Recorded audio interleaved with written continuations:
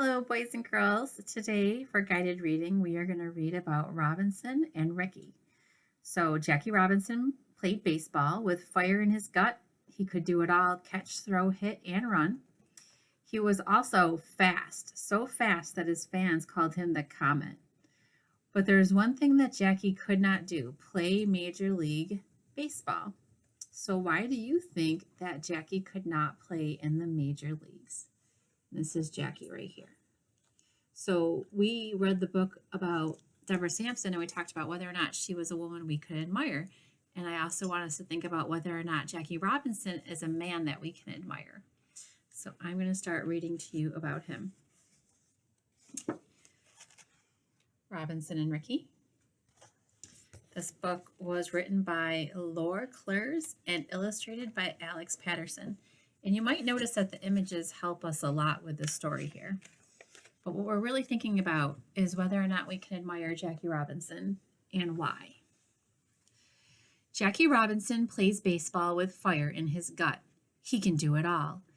Catch, throw, hit, run. He's so fast, fans call him Comet.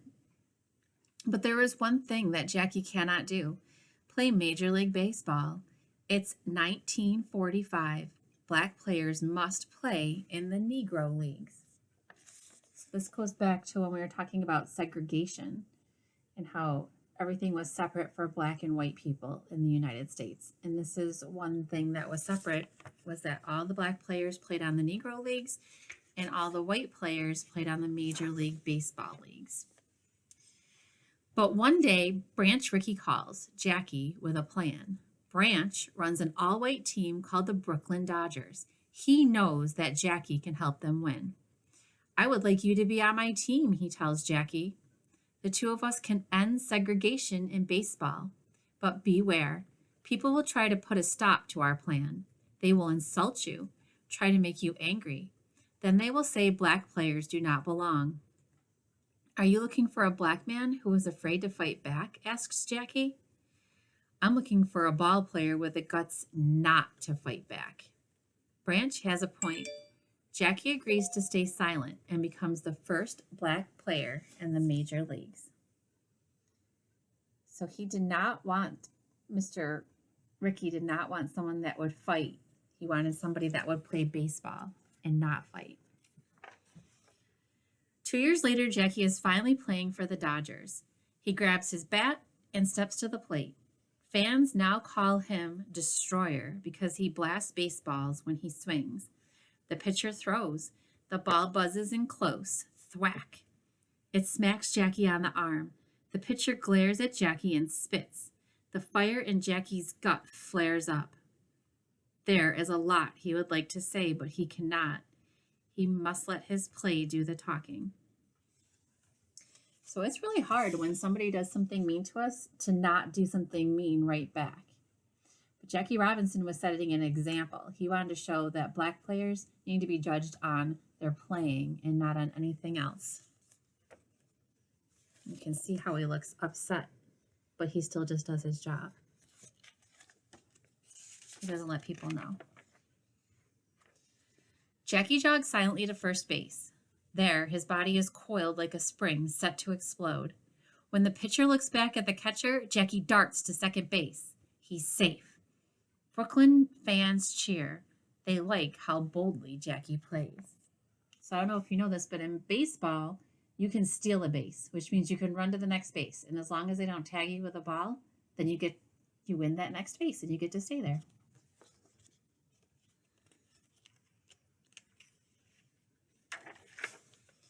But when the Dodgers play far from home, life is much more difficult for Jackie. Sometimes Jackie must sleep at a different hotel than his teammates. Some places to eat will not let him in. Sometimes he has to eat on the bus by himself. So there he is, eating on the bus by himself. Thinking about those laws and those rules that say black and white have to be separate. Think about Martin Luther King Jr. and Rosa Parks and what they did, right, to end segregation. It is the 1940s. Many players and fans do not like to see a black player on a white team. They look at Jackie and jeer. Still, he stays silent. Jackie tells himself, one day I will let the world know what I think. So he's not speaking up and saying, hey, listen, you got to treat me right no matter what my color is. Instead, he's letting his actions talk for him. So think about that and what that means. How is it actions talking for him?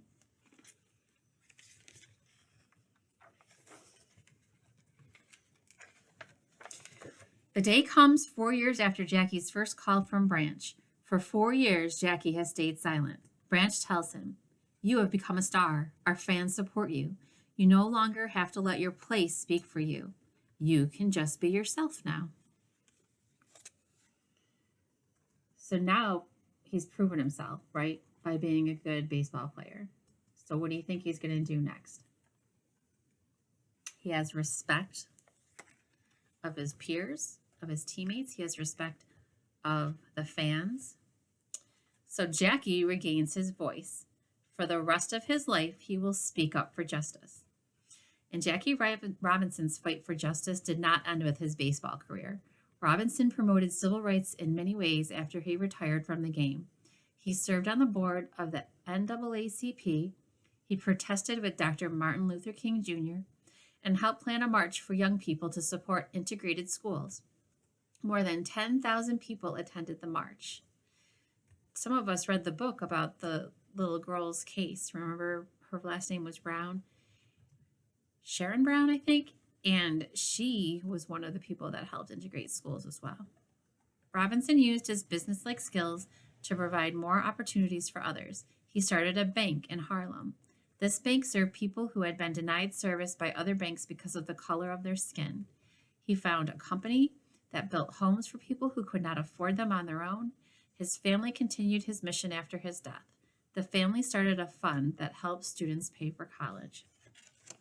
So here is a drawing of Jackie Robinson as he is speaking up for what's right, and that's to end segregation and to have equal rights for people. And then here is a picture of Jackie Robinson when he was working with Martin Luther King Jr. And we know about all of the work that Martin Luther King Jr. also did. So you might not remember my question. My question is, can we admire Jackie Robinson? So are there reasons we should admire him? Are there reasons we should not admire him? And what are those reasons that we learned about? And don't be afraid to look up other books about Jackie Robinson, because you can bring that information to our meeting when we meet on this later on. All right, Tuesday at 6 o'clock. Talk to you guys later. Bye-bye.